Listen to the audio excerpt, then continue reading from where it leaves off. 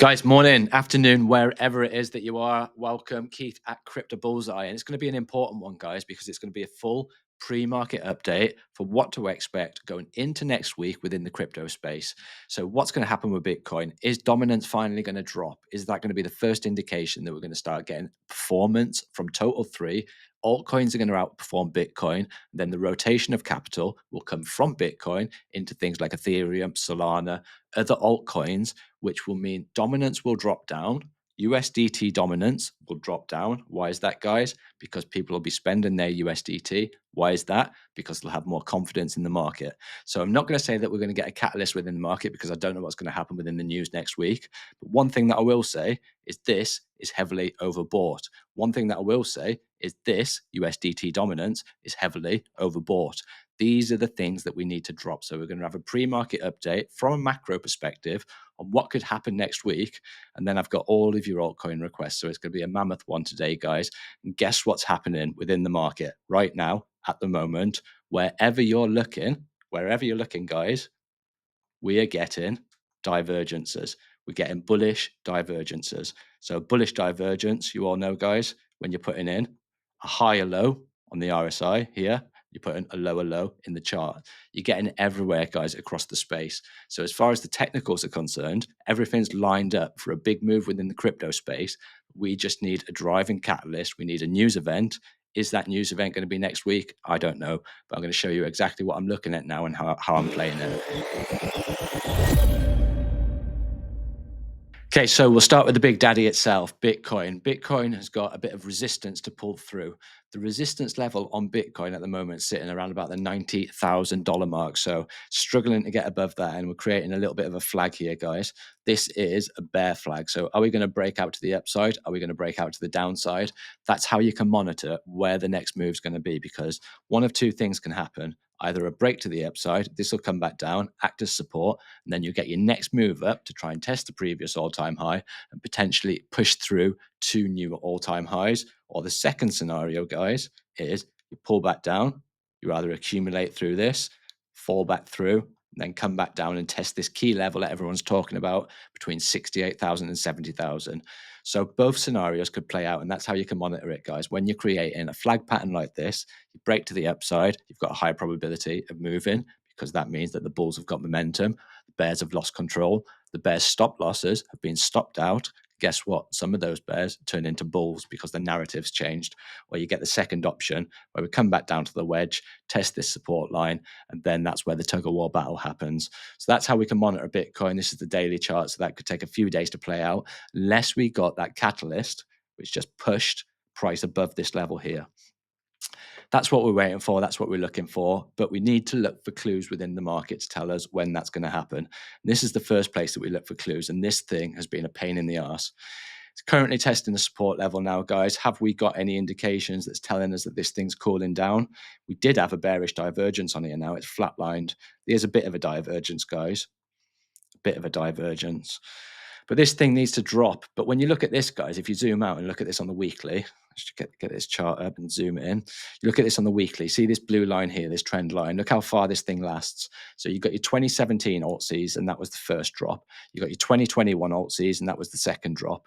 We're waiting for the 2025 alt-season, which is the third drop. Now, if alt-season was cancelled, what would have to happen? 63.74%. So this is the whole of the market cap of Bitcoin at the moment, 63.74%. What's it 63.74% of? Guys, everything within the space. So Bitcoin is pretty much nearly 2/3 of the whole of the crypto space in itself. What happens when it comes down to this level, guys? 39%. That means that the altcoins are outperforming. Some people are selling Bitcoin, going into altcoins, guys, but more liquidity goes into the crypto market. That's what we talk about from a macro perspective. We need liquidity going into the market. How do you get liquidity into the market, guys? Unfortunately, it's by devaluing your currency, by printing money, by putting money into the economy. And when people put money into the economy, guess what happens? People spend more, people have more money. Interest rates come down. That means mortgage payments are less. People have more money. Inflation comes down. Things are cheaper, guys. It's the business cycle.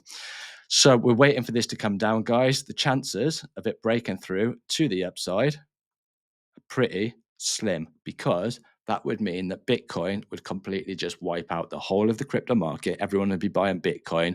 Nobody have any confidence in Solana, in Ethereum, in AVAX, in any of these other big tokens, guys, any of the big blue chips, and then that thing would just have to rocket to the upside. So the chances of it happening, guys, is it possible? Anything's possible. It is highly, highly, highly unlikely. This thing's held all the way since 2017. So we're waiting for this dominance drop. We're waiting for this dominance drop. It is at resistance. And when we get the dominance drop, that's when you get the start of alt season. When you get a confirmation of alt season, guys, and lots of people have got different measurements of alt season. Lots of people called alt season earlier. Lots of people have gone away for 4 years and are coming back for the next alt season. Guys, as far as I'm concerned, it hasn't happened until we get a break and a close of the previous all-time high of total 3. Why do I say that, guys? Why do I say that? Because when you think of the liquidity within the market, guys, at the top here in 2021, we've come back and we've tested this. So this is the total crypto market cap, excluding Bitcoin, excluding Ethereum. So it's the altcoins. We've come back and tested it, and people called this alt season. Now, I want to ask you a question, guys. If that was alt season, that would mean that there was more liquidity in the market when the tech was 4 years older. So we know what happens with technology, and we know what happens with development, guys. We know what happens with transactional value. We know what happens with Metcalfe's law. The more the transactions, the higher the value. The bigger the network grows, the more value. So we've got Ethereum, we've got Solana, we've got all of these new tokens that have come in. We've got real use case, we've got people adopting it, we've got institutions. You're telling me that we're not going to beat the all-time high of 2021. You're telling me there's not going to be as much liquidity outside of Bitcoin, outside of Ethereum, as there was in 2021. Seems unlikely to me, guys. So first thing, alt season cancelled. You need a big, massive push up. Bitcoin's got to take out everything, wipe out the whole of the crypto ecosystem pretty much, and make everything else just get absolutely slammed. The second scenario, you don't get a break and you don't get a close of total 3. Crypto is smaller than what it was in 2021. We've got the dollar that we're talking about next. This is a key indicator, guys, because we want this thing to drop. And for the first time since April 2023, this range has broken to the downside. We want a weak dollar. So the DXY, it's got nothing to do with crypto, guys. It's the dollar against a bag of currencies outside of crypto. It is the Japanese yen. It is the Great British pound. It's the Canadian dollar. It's a couple of other things, guys, but the main one is the euro. So it is the dollar trading against the big fiat currencies. We look at that, guys, because when we've got a weak dollar, that means people go on risk because people that go into the dollar in times of fear. So a weak dollar is good. Breaking this level is good. So talking about the dollar in crypto, USDT dominance. We looked at the Bitcoin dominance. That looks like it needs to pull back. USDT dominance. Now, this is a strange one, guys, because USDT dominance shows the dominance of the dollar within the crypto market. And when we look at the DXY absolutely battered. Look at USDT. People haven't got confidence yet in crypto to be selling their USDT, buying altcoins, and pushing this thing down. That's going to be another indication that we're going to get alt season. So things are lining up, guys. The things that have to happen for us not to get alt season seem very, very unlikely, but the sentiment feels like that we're not going to get alt season as far as people are concerned, guys, because unfortunately, people have got herd mentality built into them. It's not their fault, guys. It's just the way that the system works. People follow other people. So think outside the box, guys. And that's why they say you make sure that you sell the greed and you buy the fear. If you actually use that as a strategy, guys, you get amazing results. So this is ETH against Bitcoin. We've got ETH season here. We've got Bitcoin season here. We're waiting for the next ETH season because within ETH season, you get alt season. Ethereum tends to run first, guys. Ethereum's been battered. People have been shorting the hell out of Ethereum, and we're creating a little bit of a descending wedge here, guys. This is on the weekly time frame, so this is on the higher time frame. If I just go back into the daily, you can see this is going to be the first indication once we break this channel. And that's a bullish pattern, guys. It's putting in lower highs, it's putting in lower lows, lower lows. Why is it a bullish pattern? If that's happening, it's in a downtrend. This is exhaustion. This is where the bears have got control. This is where the bears have got control. This wedge here, guys, is signaling exhaustion. When you pull out of one of these ascending wedges in a bearish move, they tend to be big, they tend to be volatile. That's when I see Ethereum start outperforming Bitcoin Bitcoin dominance dropping, guys, because Ethereum has been hit so hard. So when Ethereum moves and Ethereum takes away the market cap, that's going to be the first signal that dominance is going to drop. So Ethereum goes up 20, 30%, whatever, guys, you'll start seeing this thing drop here. Start seeing this thing drop here. Right, okay, and the volatility index of the S&P, it's all relevant, guys. I say from a macro perspective, the world needs to look a better place before we can get stimulus, before we can get interest rates down. And this, the VIX, had a massive spike to the upside, creating complete uncertainty within the S&P 500, which created this push to the downside. So we got a nasty, nasty, nasty push to the downside on the S&P. And to be fair, guys, crypto held up quite well because crypto had already bled so hard already. And we got a 22% drop to the S&P, and it's recovered 13.8% so far on the day. Since the drop. Right, okay, your altcoin requests. We're going to go through these now. So how would I play these things, guys? Right, we talk about diagonal trend lines. We talk about horizontal trend lines. Horizontal trend lines carry more weight, guys, but diagonal trend lines with crypto love it because traders are all looking for a diagonal trend break. So just add your simple diagonal, and that's going to give you one thing. That's going to give you an indication of when things are changing and when bulls are going to start regaining momentum once you start breaking this trend. If you don't break the trend, guys, you might come back down, you might put in another low, and then you might get an opportunity at a lower level. Make sure you get the break and make sure that you get a close. Otherwise, it'll just pull back into trend. That could be a fake out, and you can get another move to the downside. So play the game, guys, play the game. Stick a simple Fibonacci tool on there. Simple, from its low to its high. Is there any areas that are holding? 618 held nicely, 618 held nicely. We drop the 618. What happens when you drop support? Becomes resistance. That becomes resistance. 618 is the level to beat, guys. But what I want to show you is these. These are going to be playing out. I'm going to show you each one. You're putting in lower lows, guys. Putting in higher lows, just about on that one. You've got a divergence. So wait for the trend break. Wait for the trend break. That's going to be your first signal. And that's going to tell you one thing, that once you've got the trend break, the low is in. And once you've got a trend break, that makes you understand where, get that up. That's going to make you understand where you can apply your risk, how big your reward is, whether it's worth taking the trade, and how much you're willing to put on the table, guys.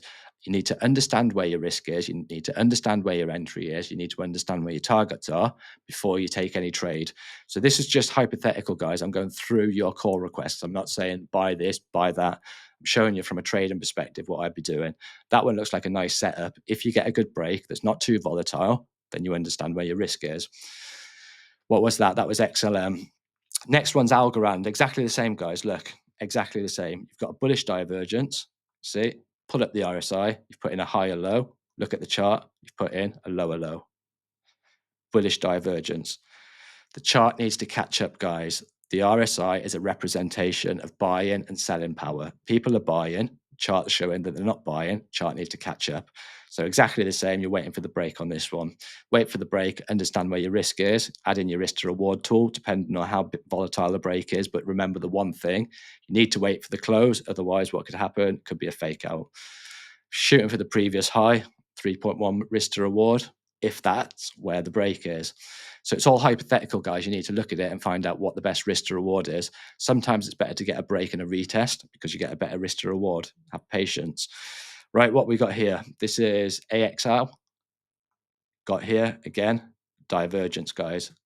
Bullish divergence. Putting in a higher low, you're putting in lower lows there. So if you just zoom out on that, you've got a big resistance point here, guys, on this. Don't know what this is, AXL. Big resistance point, 49.50 cents. So that's the area to break, creating a little bit of a descending wedge here. Remember, that's a bullish pattern. Wait for the breakout. Once you've got the breakout, you can protect yourself below the lows. Next one, GLMR. This thing dropped a major support. I call this, guys, the pothole effect, where you're holding support, you're holding support, you're holding support. This thing drops down, and then you get the big reversal. It happens time and time again, guys, and it hasn't happened much within the crypto market on altcoins, and that's the one thing that does actually make me a little bit uncertain as far as whether we get another push to the downside is concerned. But that's what you've got to look for with these metrics, guys, and that's what you've got to look for with Bitcoin dominance. There's nothing to say that you might get another big spike to the upside that's completely reversed within the week that would absolutely decimate altcoins, push them all down, capitulate weak hands. don't know what these things are going to happen, guys. So you've got to look at the charts and you've just got to paint a picture of what the higher probability is.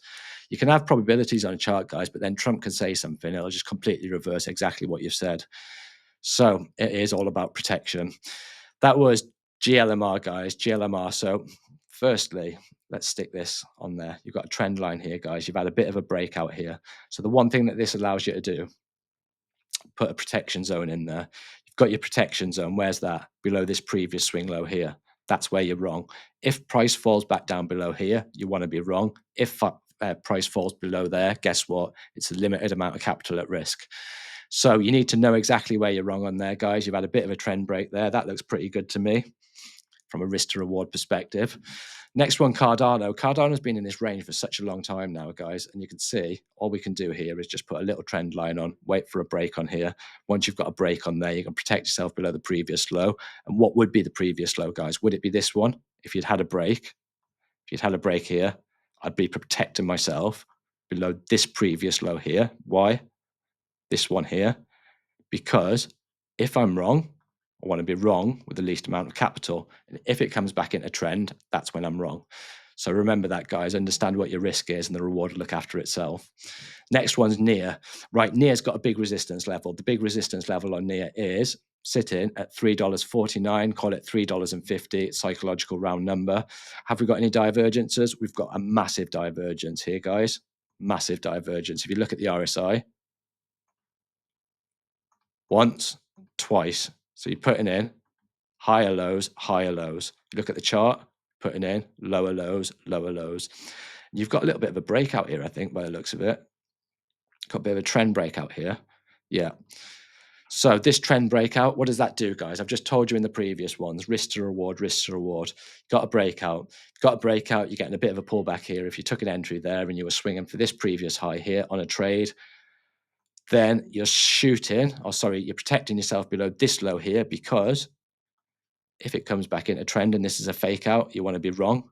The least amount of capital at risk. You want to be 3.45 in this instance, risk to reward.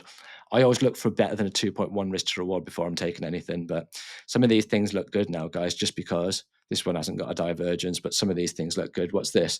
That was NIA. This one's Ethereum. So Ethereum's just dropped into the major level, but we're holding a strong support here. Let's stick this on there. Why is this a strong support that we're holding? You tell me, guys. Clues look left.